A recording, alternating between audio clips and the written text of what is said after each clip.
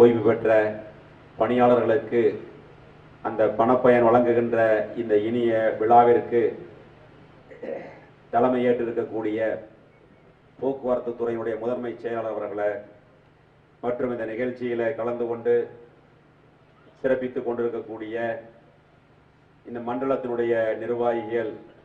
சின்ராஜ் அவர்களே, வேல்முருகன் அவர்களே, செல்வராஜ் அவர்களே, மகாலிங்கம் அவர்களே, நாகராஜன் அவர்களே, சுவாமிநாதன் அவர்களே மற்றும் நிர்வாக பணியாளர் சங்கத்தினுடைய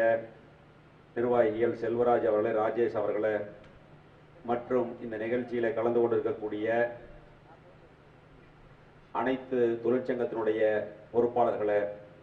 மற்றும் இந்த நிகழ்ச்சியில கலந்து கொண்டு சிறப்பித்துக் கொண்டிருக்கக்கூடிய கிணத்துக்கடவு சட்டமன்ற உறுப்பினர்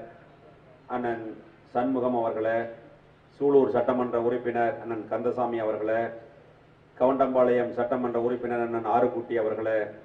மற்றும் இந்த நிகழ்ச்சியில கலந்து கொண்டு சிறப்பித்துக் கொண்டிருக்கக்கூடிய மாவட்ட ஆட்சித்தலைவர் அவர்களே மற்றும் இந்த நிகழ்ச்சியில கலந்து கொண்டு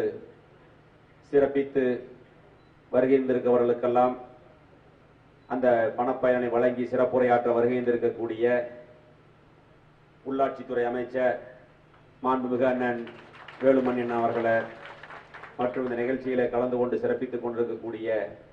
போக்குவரத்து கழகத்தினுடைய அனைத்து தொழிலாளர்களே, பத்திரிகையாளர்களே, தொலைக்காட்சி நண்பர்களே, உங்கள் அனைவருக்கும் மாலை வணக்கத்தை தெரிவித்துக் கொண்டு மாண்புமிகு தமிழகத்தினுடைய முதலமைச்சர் அண்ணன் எடப்பாடியார் அவர்களால் இன்று காலையில் கோட்டையிலே துவங்கப்பட்ட நிகழ்ச்சி காலையிலேயே மாநகர போக்குவரத்து கழகம், விழுப்புரம் போக்குவரத்து கழகம், அரசு விரைவு போக்குவரத்து கழகம் போன்ற 3 கழகத்திலே பணியாற்றி ஓய்வு பெற்றவர்களுக்கு காலை சென்னையிலே நடைபெற்ற நிகழ்ச்சி இன்று மாலை கோவை போக்குவரத்து கழகத்தினுடைய நிகழ்வு இங்கு நடைபெற்றுக் கொண்டிருக்கிறது. போக்குவரத்து கழகம் என்றாலே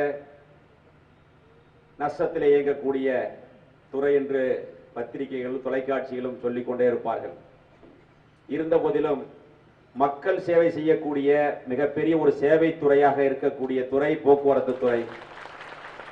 நான் பல இடங்களிலே பேசியது உண்டு. மற்ற அரசு துறைகளில் இருக்கக்கூடிய மற்ற துறை அதிகாரிகளும் பணியாளர்களுக்கும்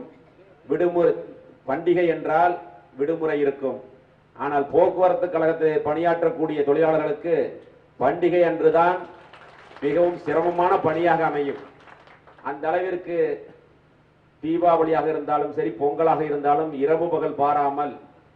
அந்த பணியை சிறப்பாக செய்யக்கூடிய துறை போக்குவரத்து துறை. தமிழகத்தில்